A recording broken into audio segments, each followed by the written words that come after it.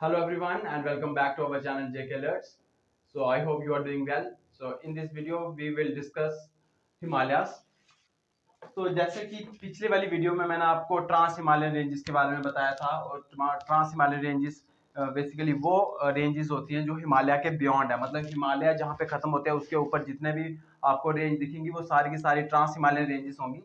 तो फिर आज हिमालयस पढ़ने वाले हैं और हिमालयस बेसिकली तीन लेयर्स में प्रेजेंट है हिमालयस। जैसे कि मैं आपको बताऊं, कल मैंने जो थोड़ा मैप बनाया था उसमें मैंने आपको बताया था कि जम्मू एंड कश्मीर से जो पीओके वाला एरिया है जम्मू एंड कश्मीर का, वहां से कुछ हिमालय जो है वो स्टार्ट होते हैं और वो जो है फिर हिमाचल प्रदेश में चले जाते हैं, हिमाचल प्रदेश से उत्तराखंड एंड देन नेपाल, फिर हमारा सिक्किम आता है, सिक्किम में फिर भूटान में एंड देन अरुणाचल प्रदेश में एंड तक जो है ये हिमालय जाते हैं। सो ये बेसिकली जम्मू एंड कश्मीर से अरुणाचल प्रदेश तक जाते हैं और ये जो हिमालय है ये 3 लेयर्स में प्रेजेंट है।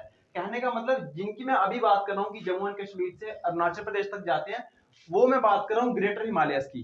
एक लेयर हिमालयस की इसके नीचे भी प्रेजेंट है जो कि जम्मू एंड कश्मीर में अगेन जम्मू एंड कश्मीर से स्टार्ट होते हैं, फिर हमारे हिमाचल प्रदेश, उत्तराखंड एंड देन नेपाल वगैरह में पास होके सिक्किम वगैरह में थोड़ा वेस्ट बंगाल दार्जिलिंग वाला एरिया कवर करके वो आते हैं, तो उनको हम मिडिल हिमालयस कहते हैं। और इसी के नीचे एक और लेयर जो है हमारे हिमालयस की प्रेजेंट है जिसको आउटर हिमालयस कहा जाता है या शिवालिक्स कहा जाता है। तो हिमालय को हम 3 लेयर्स में पढ़ेंगे। पहला वाला जो है वो ग्रेटर हिमालय, जो सबसे नॉर्थ वाली साइड जो हिमालयस प्रेजेंट है उनको ग्रेटर हिमालयस कहा जाता है और उनका दूसरा नाम हिमाद्री है। जो इससे नीचे वाली लेयर हिमालयस की प्रेजेंट है उसको मिडिल हिमालयस कहा जाता है और मिडिल हिमालयस को लेसर हिमालयस कहा जाता है। और मिडिल हिमालय से जो नीचे वाली लेयर हिमालय की प्रेजेंट है उसको आउटर हिमालयस कहा जाता है या उसको शिवालिक्स कहा जाता है। तो हम इनको वन बाय वन पढ़ेंगे। सबसे पहले हम ग्रेटर हिमालयस की बात करते हैं। ग्रेटर हिमालय सबसे जो जितने भी हिमालय रेंजेस हैं हमारे, जहां मैंने बोला कि हिमालय जो हिमालयस है वो 3 लेयर में प्रेजेंट है और इन तीनों में से जो सबसे नॉर्थ वाली साइड है उसको ग्रेटर हिमालयस कहा जाएगा। और ग्रेटर हिमालय को मैंने कहा हिमाद्री भी कहा जाता है। क्यों? क्योंकि आपको पता होगा कि जितने भी माउंटेन्स होते हैं वो सारे के सारे स्नो के साथ कवर्ड होते हैं। तो हिम का मतलब ही होता है कि बर्फ। तो ये इनकी जो बेसिकली ये सारे के सारे हिमालय जो है इनमें बर्फ बड़ी ज्यादा पड़ी होती है और खासकर ग्रेटर हिमालयस में, इसलिए इसको हिमाद्री भी कहा जाता है।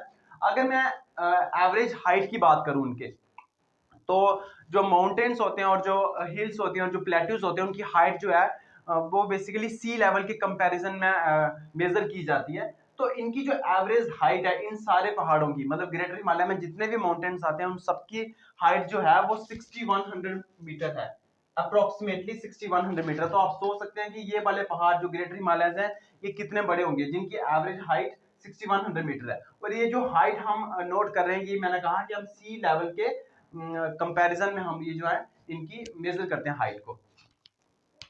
और अगर मैं बात करूं कि जैसे कि मैंने आपको बताया कि जम्मू कश्मीर से स्टार्ट होते हैं, जम्मू कश्मीर से कहां से, पीओके वाले एरिया से, और ये अरुणाचल प्रदेश तक जाते हैं।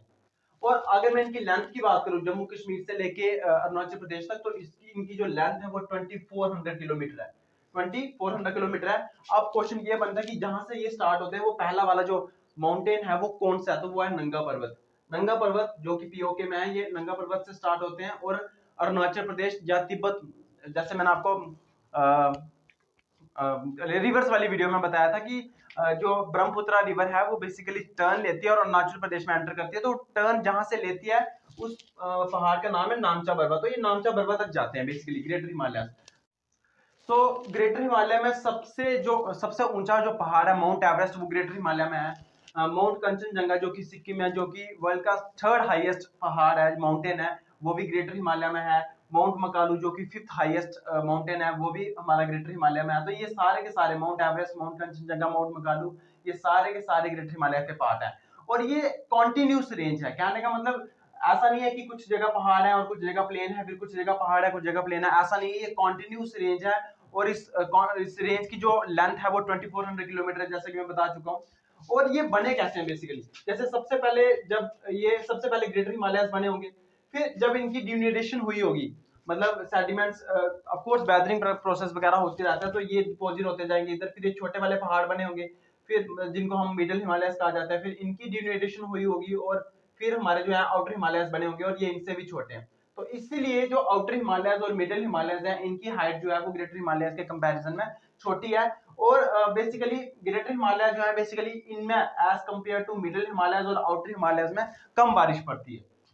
तो ये कुछ इंपॉर्टेंट पॉइंट्स है ग्रेटर हिमालय के बारे में। अब ग्रेटर हिमालय में बहुत ज्यादा पासिस प्रेजेंट है, उन पासिस के नाम मैं आपको बता देता हूँ, आपको याद रखने हैं। जैसे कि लद्दाख में जोजिला पास है। अब मैं आपको एक बात बताना भूल गया हूँ कि बेसिकली मैंने कल आपको ट्रांस हिमालयन वाले वीडियो में बताया था कि लद्दाख रेंज के नीचे एक और रेंज है जिसको जांस्कर लेक कहा जाता है, बट मैंने कहा था कि जांस्कर जो लेक है वो ट्रांस हिमालय का पार्ट नहीं है। वो बेसिकली कश्मीर में जो ग्रेटर हिमालयज होते हैं उनको जांस्कर रेंज कहा जाता है। तो उसको मैं एक थोड़ा सा अलग हेडिंग देके पढ़ा दूंगा। तो बेसिकली जो ग्रेटर हिमालयस कश्मीर में होते हैं उनको जांस्कर बोला जाता है। तो जैसे कि लद्दाख लद्दाख में जोजिला पास है, ये भी ग्रेटर हिमालय का पार्ट है, और कुछ कुछ पार्ट जो है वो लद्दाख में भी है। हिमाचल प्रदेश में अगर मैं बात करूं तो बारालाचला पास और शिपकिला पास ये भी ग्रेटर हिमालय का पार्ट है। उत्तराखंड में ऑफ कोर्स उत्तराखंड में ग्रेटर हिमालय जाती हैं, और उत्तराखंड में जो पास प्रेजेंट है थागाला पास, नीति पास और लिपू लेक, ये तीनों जो है ग्रेटर हिमालय के पार्ट हैं। सिक्किम की बात करूं तो नथुला पास और जलेपला पास ये भी ग्रेटर हिमालय के पार्ट हैं, और अरुणाचल प्रदेश की बात करूं तो बोमदीला पास ये भी ग्रेटर हिमालय का पार्ट है। अब हम मिडिल हिमालय के बारे में पढ़ते हैं।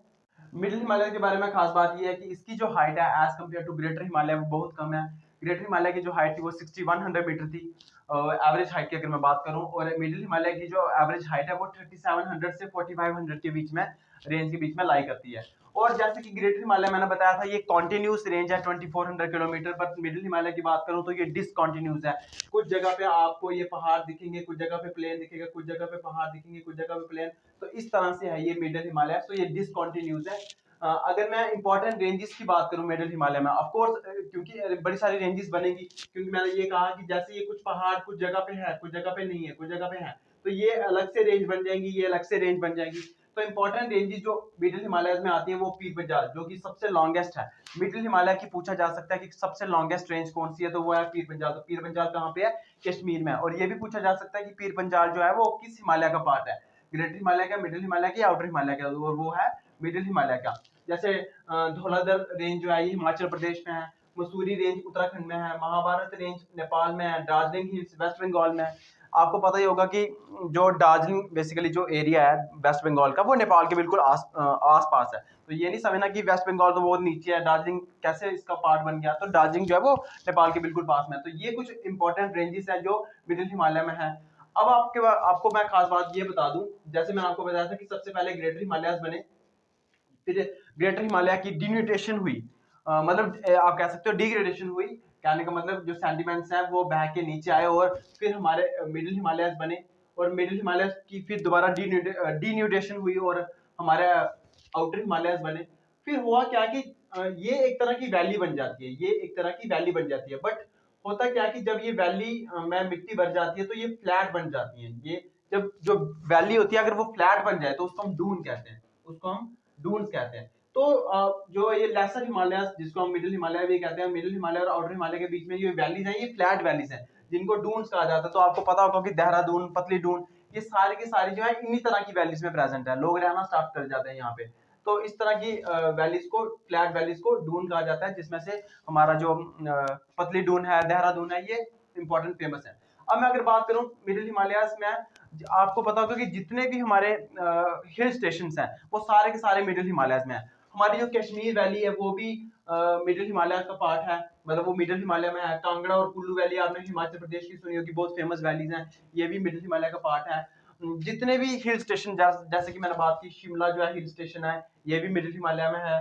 मसूरी जो है ये भी मिडिल हिमालय में है। डलहौजी, रानीखेत, नैनीताल, अल्मोड़ा, दार्जिलिंग, ये सारे के सारे जो हिल स्टेशन हैं ये मिडिल हिमालयस में है। अब हम आउटर हिमालयस के बारे में पढ़ेंगे।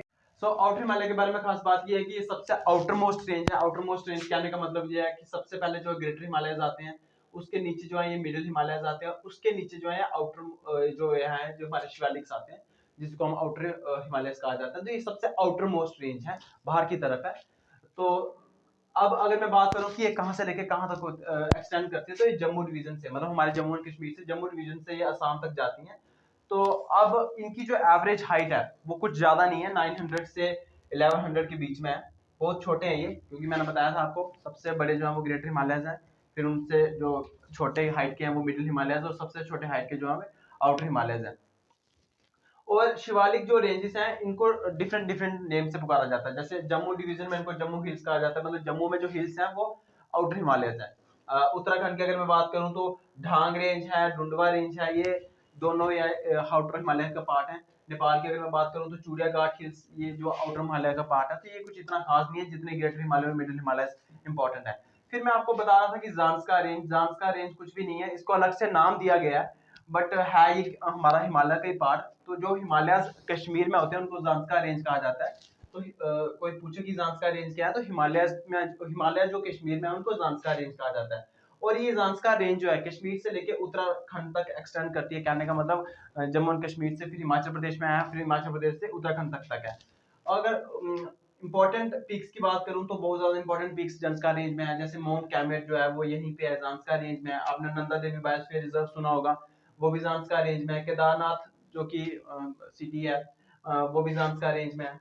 और सबसे इंपॉर्टेंट बात ये है कि ये लिपु लेक जो उत्तराखंड में है, एक लिपु लेक पास है जो कि उत्तराखंड में है। और इस लिपु लेक पास की खास बात ये है कि ये एक रास्ता है मानसरोवर जाने के लिए। जो लोग मानसरोवर की यात्रा करते हैं वो इसी पास से होके जाते हैं, सो इसलिए इंपॉर्टेंट बन जाता है। तो ये जो लिपु लेक पास है ये जांस्का रेंज में है। बट अब आप सोच रहे होंगे कि लिपु लेक पास तो मैंने ग्रेटर हिमालय में भी लिखवाया, तो जस्ट मैंने यही तो बता रहा हूँ कि जांस्का रेंज जो है ये ग्रेटर हिमालय का ही पार्ट है। इसको अलग नाम देके हम पढ़ रहे हैं, वरना ये कुछ अलग नहीं है, ये ग्रेटर हिमालय का ही पार्ट है। और इसमें खास इंपॉर्टेंट वैलीज है, स्पीति वैली है, लाहौल वैली है, किन्नौर वैली है। तो इसमें हमने क्या पढ़ लिया है कि सारे के सारे हिमालय के जितने भी लेयर्स हैं, greater Himalaya, middle Himalaya, outer Himalaya, ये सारे के सारे आप पढ़ लिए हैं। अब हम क्या करेंगे कि कुछ हिल्स पढ़ेंगे नॉर्थ ईस्ट स्टेट्स की। अब हम नॉर्थ ईस्ट की हिल्स को देख लेते हैं। एग्जाम में नॉर्थ ईस्ट से ये पूछा जा सकता है कि कौन सी हिल जो है वो कौन सी स्टेट में प्रेजेंट है, इससे ज्यादा कुछ भी नहीं आएगा। जैसे मैं अरुणाचल प्रदेश की बात करता हूँ, अरुणाचल प्रदेश में बड़ी इंपॉर्टेंट हिल्स हैं, जैसे डाफला डाफला हिल है, मिशमी हिल है, अबोर हिल है, मेरी हिल है, पटकाई हिल्स है। तो ये सारी की सारी डाफला, मिशमी, अबोर, मेरी, पटकाई हिल्स जो है अरुणाचल प्रदेश में है।